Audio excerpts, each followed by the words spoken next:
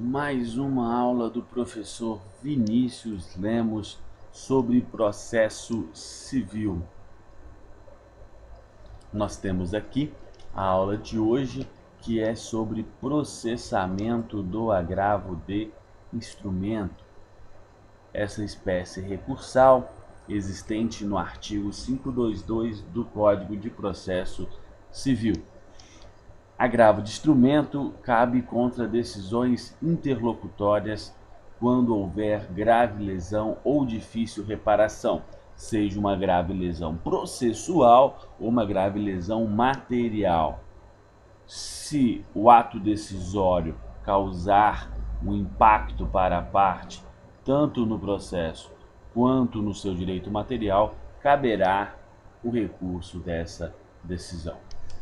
Esse recurso tem uma peculiaridade: ele tem o protocolo diretamente no Tribunal de Justiça, levando em consideração que a decisão de primeiro grau do juízo a qual acontece no processo, o protocolo do recurso será realizado no tribunal.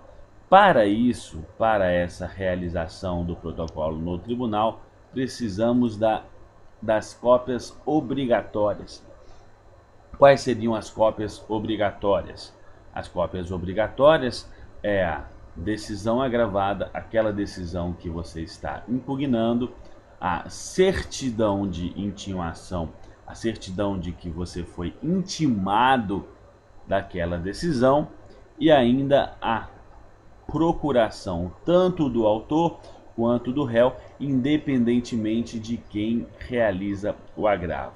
Essas três cópias possibilitam que o tribunal conheçam do recurso, façam o juízo de admissibilidade e já possam julgar o mesmo. Dessa forma, é necessária a interposição dessas cópias juntamente com o agravo. E essas cópias servirão para instrumentalizar o novo recurso. Por isso, agravo de instrumento. O protocolo realizado diretamente no tribunal, ele vai passar por uma distribuição, uma escolha de câmara ou de turma e posteriormente de relator, lembrando que não há o revisor, e aí terá a publicação para a ciência das partes sobre onde se encontra aquele recurso. Depois da publicação, vai concluso ao relator, o desembargador que irá julgar o recurso ou que irá instruir esse recurso. Lembramos que no agravo não tem a figura do revisor, até pelo aspecto célere que é o próprio agravo, que tem o próprio agravo de instrumento. Chegando ao conhecimento do relator, ele tem as hipóteses do inciso 1 e inciso 2 do artigo 527. Quais seriam essas hipóteses?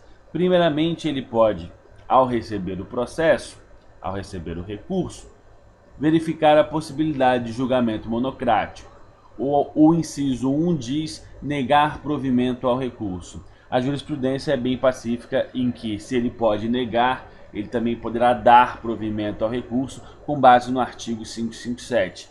Então, ele já poderá, de acordo com a jurisprudência pacificada, principalmente daquele tribunal ou do STJ, já manejar uma decisão monocrática.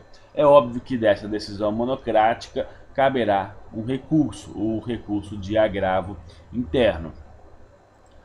Não realizado o julgamento monocrático, ele visualiza se realmente o agravo de instrumento teve a sua interposição realizada de uma maneira correta. O que seria essa maneira correta? Se o agravo de instrumento foi enquadrado, foi adequado ao momento de grave lesão ou difícil reparação. Se ele não visualizar nem essa grave lesão, nem essa difícil reparação, o relator poderá converter esse agravo em agravo retido e remeter um ofício para o juiz da causa. Então, converter o agravo retido. Se ele não fizer nenhuma dessas duas possibilidades, ele passa a instruir o recurso. O que seria instruir o recurso? Dar um andamento processual para buscar o julgamento do recurso. Tudo ainda com base no artigo 527. Instruindo o recurso, ele pode, e aqui pode, não é um dever, é uma faculdade, requisitar informações do juiz ou acó.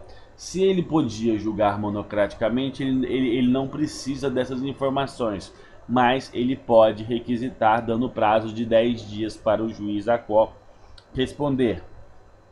Se ele não visualizar, ou se ainda o juiz responder, e se for caso de Ministério Público, de vistas do Ministério Público, ele abre prazo para o Ministério Público responder em 10 dias. Depois que voltar do MP, se for necessário, ele intimará a parte agravada para as contrarrazões, intimará a outra parte processual para responder ao recurso no mesmo prazo da interposição do agravo, ou seja, de 10 dias. E aqui se visualiza a necessidade da procuração tanto do autor quanto do réu para possibilitar essa intimação. Depois, o próprio relator, já analisando o processo, realizando a confecção do seu voto, pede a inclusão da pauta. Terá aqui a publicação da pauta da sessão, quando esse recurso será julgado, para que as partes sejam cientes dessa sessão de julgamento. Na sessão de julgamento, quando chega a vez do processo, é realizada a leitura do relatório, passa-se ao juízo de admissibilidade já na parte do voto, sendo que ele pode ser não conhecido, faltando algum requisito de admissibilidade, ou pode ser conhecido. E aqui é um dos casos em que a admissibilidade tem a sua característica monofásica. Somente um juízo faz essa admissibilidade. O normal do Código de Processo Civil de 73 é que quase sempre será bifásica, um juízo fazendo de maneira preliminar e o juízo que vai julgar o mérito fazendo de maneira definitiva. No agravo de instrumento, somente o juízo que julga o mérito que realiza essa admissibilidade. E só se passará para o julgamento de mérito se o recurso for conhecido. Passando para o juízo de mérito, nós temos 3 possibilidades: provido, parcialmente provido e improvido. Aqui então nós temos essas possibilidades do recurso: provido se o agravo tem razão, parcialmente provido se o agravo tem parcial razão, ou improvido se não tem nenhuma possibilidade de se ter uma razão nesse recurso. Realizado o juízo de mérito, depois do juízo de admissibilidade, chegamos ao momento de se fazer o acórdão. Aqui se proclama o resultado, aquele resultado de conhecimento, de provimento ou improvimento. Passa-se para a lavratura, quer dizer, transformar aquelas palavras que foram ditas na sessão em votos, em uma ementa de um resultado. Isso é a lavratura e seguirá para publicação. A publicação desse resultado, desse acórdão, para que as partes sejam cientificadas e naturalmente caiba os próximos recursos, embargos de declaração, eventualmente um recurso especial ou qualquer outro recurso pertinente ao caso. Depois, o relator remeterá ofício ao juiz acó para que o juiz acó cumpra o que o tribunal decidiu e deverá cumprir o que o tribunal decidir sem nenhum questionamento. Isso é o processamento do agravo de instrumento.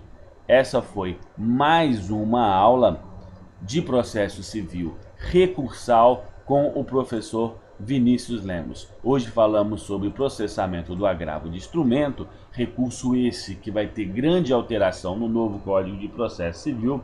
Esperamos ajudar nos estudos de vocês sobre recursos e buscando sempre um conhecimento. Bons estudos e participe da nossa página, curta no Facebook e nos acompanhe no YouTube.